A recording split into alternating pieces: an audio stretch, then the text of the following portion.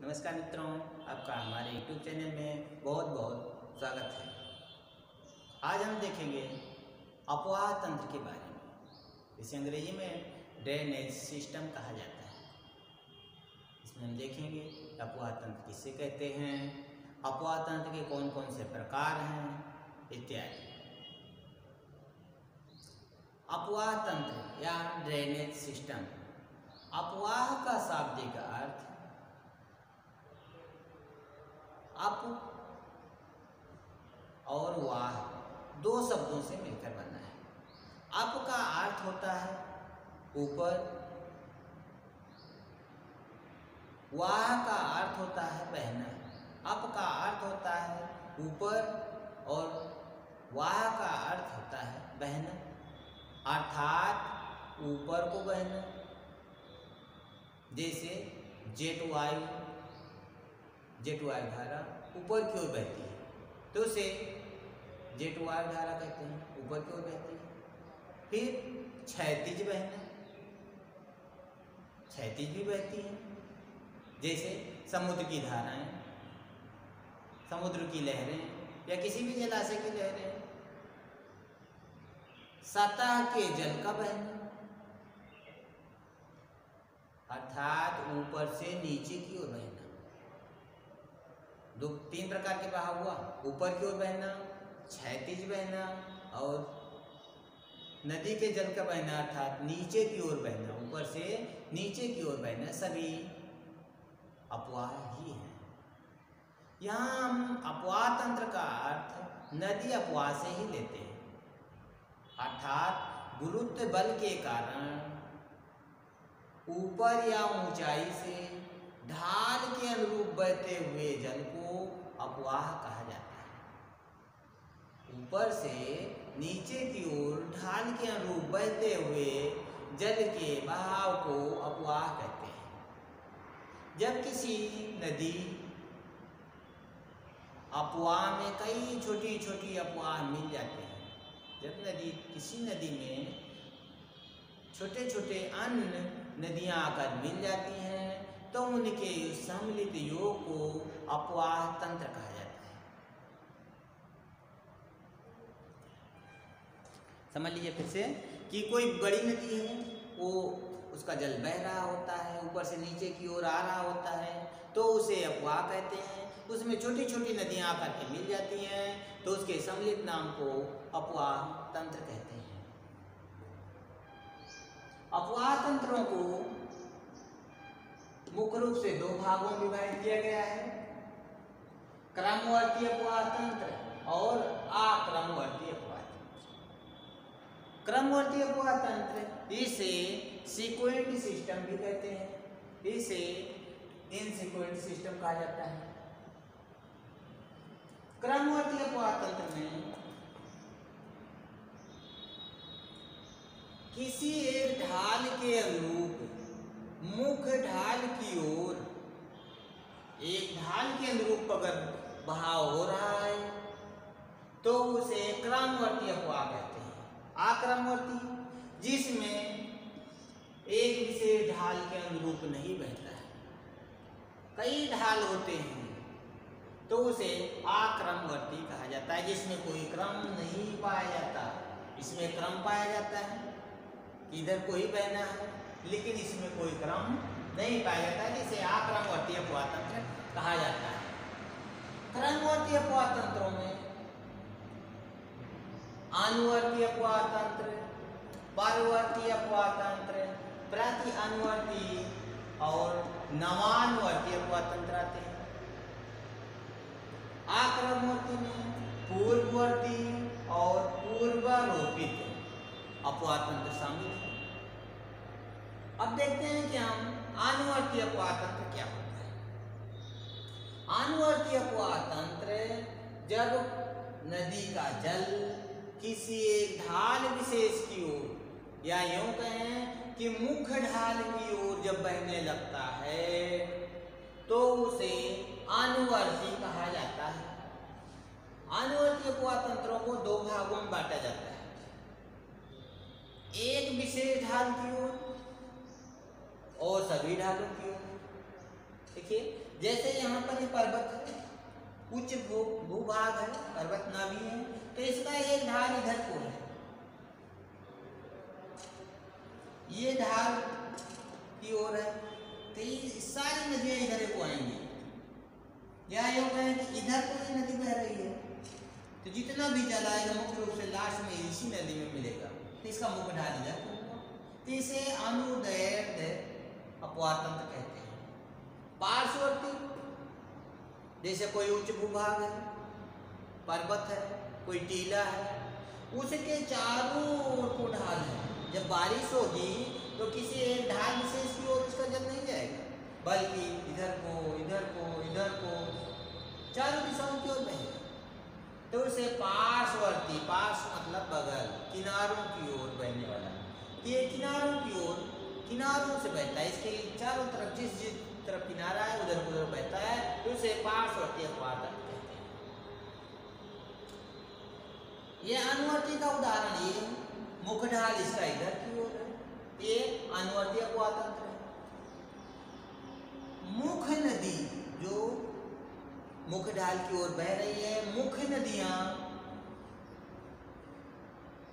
अपने आसपास स्थित नदियों के जल को ग्रहण करती है। यदि वह उसके समकोण पर आकर मिलती है, यदि नदी, वह नदी जो मुख्य नदी के समकोण पर आकर मिलती है, परवर्ती अपवाद तंत्र का उदाहरण है, उसे परवर्ती नदी कहा जाता है। मुख्य नदी से समकोण पर आके मिलने वाली नदियों को, ये सभी नदियां परवर्ती अपवाद तंत्र के उदाहरण है। प्रत्यनुवर्ती अपवाद तंत्र, प्रत्यनुवर्ती ये होता है कि मुख्य ढाल तो इधर को है, मुख्य ढाल इसका नीचे क्यों दिख रहा है, लेकिन कभी कभी ऐसा होता है कि कुछ ऐसा धरातल हो जाता है कि मुख्य ढाल के विपरीत दिशा की ओर ढाल हो जाता है। जैसे दक्षिण भारत के पठार में मुख्य ढाल पूरब की ओर है, बंगाल की खाड़ी की ओर है, लेकिन नर्मदा, ताप्ती, साबरमती, लूनी, माही इत्यादि नदियां पश्चिम की ओर बहती हैं। तो ये मुख्य नदी के विपरीत दिशा की ओर बहती हैं, तो उसे प्रति अनुवर्ती कहा जाता है। वैसे वो अनुवर्ती वो भी हैं, लेकिन प्रति हैं, उसकी विपरीत हैं। मुख्य ढाल के विपरीत जो ढाल होता है, उस ढाल की ओर बहने वाली नदियों को प्रति अनुवर्ती कहा जाता है। अनुवर्ती तो है, ढाल की ओर ही बह रही हैं, लेकिन मुख्य ढाल के प्रति क्या है, उल्टी दिख रही है, इसलिए इन्हें प्रति अनुवर्ती कहा जाता है। अगला आता है नवानुवर्ती। वह अपवाद तंत्र जो यहाँ मुख्य ढाल है, यहाँ ढाल है, विशेष हलचलों के कारण, विवर्तनीय घटनाओं के कारण एक नया ढाल ऊपर उठ गया, नया अपवाद तंत्र बन जाता है, एक नया ढाल बन जाता है जो अनुवर्ती के ही समानांतर होता है, उसी की दिशा की ओर होता है, लेकिन नया बना होता है, तो उसे नवानुवर्ती कहा जाता है। जैसे हमारे यहाँ पहले मुख्य हिमालय था, फिर धीरे धीरे मध्य हिमालय बना, फिर शिवालिक हिमालय बना, धीरे धीरे उठाव जारी। तो यहाँ पर एक नया ढाल बन जाता है जो अनुवर्ती की ही दिशा होता है, तो इसे नवानुवर्ती कहते हैं। नव माने नया, अनुवर्ती माने वही मुख्य ढाल के अनुरूप। मुख्य ढाल के अनुरूप एक नया ढाल विकसित हो जाता है, तो उसे नवानुवर्ती अपवाद तंत्र कहते हैं।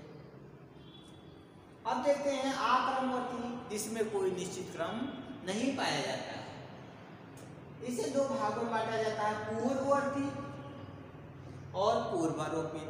पूर्ववर्ती अपवाद तंत्र वो होता है कि जो बहुत समय पहले ढाल के अनुरूप बह रहा था, लेकिन बीच में कोई अड़चन आ गई, उसमें अवरोध आ गए, और आज वो वर्तमान रूप नहीं है, वो धरातल विकृत हो गया, बदल गया। लेकिन फिर भी नदियाँ, उस समय की नदियाँ उस धार को काटते काटते काट करके ज्यों ज्यों ऊंचा होता जा रहा है उसको काट रही हैं, अपने वही पुराने मार्ग को बनाए हुए हैं। तो वही पुराने मार्ग को बनाए वाले नदियाँ पूर्ववर्ती कहलाती हैं। यदि वो पर्वत खड़ा हो गया, ऊंचा हो गया, ऊंचा होने पर अब इसमें भी बहुत सारी नदियाँ निकल रही हैं, तो नई नदियाँ हुई। लेकिन जो पुरानी नदियाँ हैं उसके काट करके अपने पुराने मार्ग पर ही चल रही हैं, तो उन्हें पूर्ववर्ती नदी कहा जाता है। जैसे देखते हैं महान हिमालय था, महान हिमालय का निर्माण हुआ, लेकिन उसके पूर्व भी कुछ नदियां पहले बहती थी, जिसका ढाल उत्तर की ओर था, दक्षिण की ओर था, लेकिन महान हिमालय का निर्माण हुआ।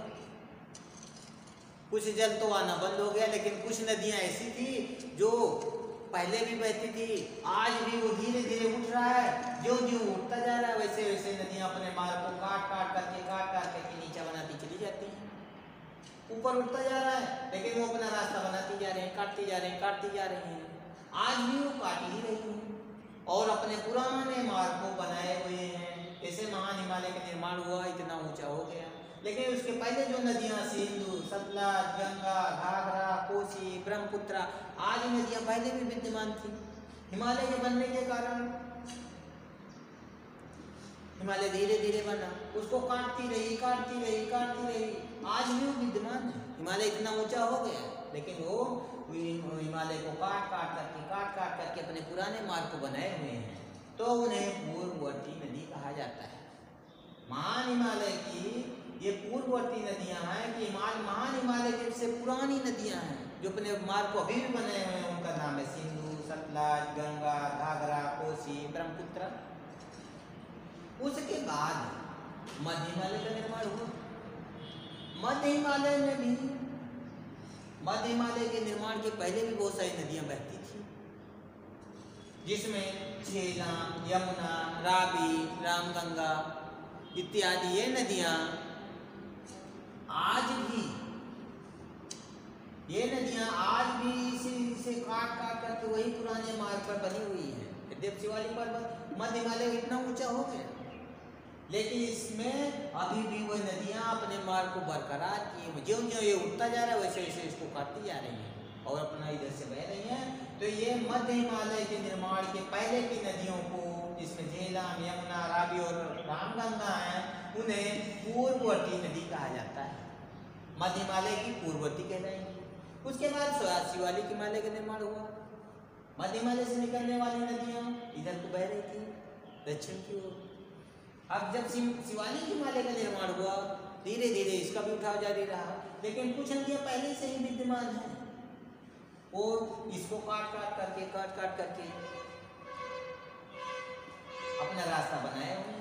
तो शिवालिक के निर्माण के पहले से जो नदियां बह रही हैं, इसको काट करके पुनः वही अपना रास्ता बनाए हुए हैं, जिसमें कमला, राप्ती, गोला नदियां हैं। तो ये शिवालिक की पूर्ववर्ती नदियां कहलाती हैं। पूर्ववर्ती नदियां उस निर्माण के पूर्व की होती हैं, उससे अधिक समय की होती हैं, तो ये उनकी पूर्ववर्ती नदियां हैं। अर्थात इसके निर्माण के पहले से विद्यमान नदी आज भी वहीं पर विद्यमान है, तो वही पूर्ववर्ती नदी कहलाती है। पूर्ववर्ती, पूर्वारोपित या इसे अपहरित नदी भी कहते हैं। मान लीजिए यहाँ अनुवर्ती ढाल था, यहाँ अनुवर्ती ढाल था, लेकिन कटाव इस तरह से हुआ कि यहाँ पर भी नदियाँ विकसित हो गई, इधर को बह रहा था, लेकिन ये कटाव होते होते पता चला इस क्षेत्र का ज्यादा कटाव हो गया। अब ये ऊंचाई पर था, ये ढाल पे था, ये अधिक ऊंचाई पे था, इधर को जल बह रहा था, इधर को, यहाँ पर कटक था या ऊंचे पर्वत थे, इसलिए इधर को जल नहीं जा पा रहा था। लेकिन ये पर्वत पता चला कि यहाँ से एक नदी धीरे धीरे बनने लगी। ये धीरे धीरे छोटे होते गए। अब यहाँ का जल इधर को जा रहा है, इधर को जाने लगा, फिर धीरे धीरे यहाँ जाने लगा, इधर को जाने लगा। अब ये ढाल धीरे धीरे कम होता गया। यद्यपि ऊंचाई पे अब एक इस तरह आ जाता है कि इस नदी में ये नदी जाकर के मिल जाती है और इससे ये ढाल कम होने के कारण या ये गहरा होने के कारण अब नदी का जल इधर को बहने लगता है। ये नदी अब सूख गई है, इधर का जल अब इधर ढाल होने के कारण, इधर कम ऊंचा स्थान होने के कारण इधर को बहने लगती है। अर्थात इस नदी का जल अब इस नदी में जाने लगा।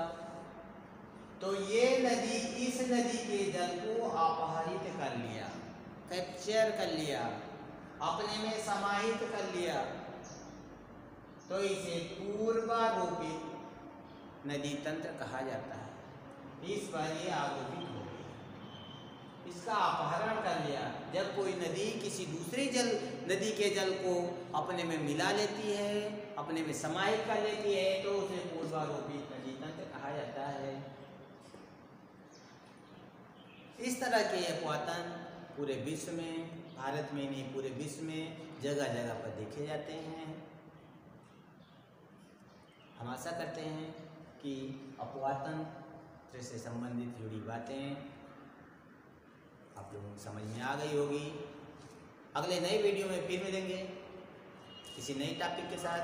तब तक के लिए नमस्कार।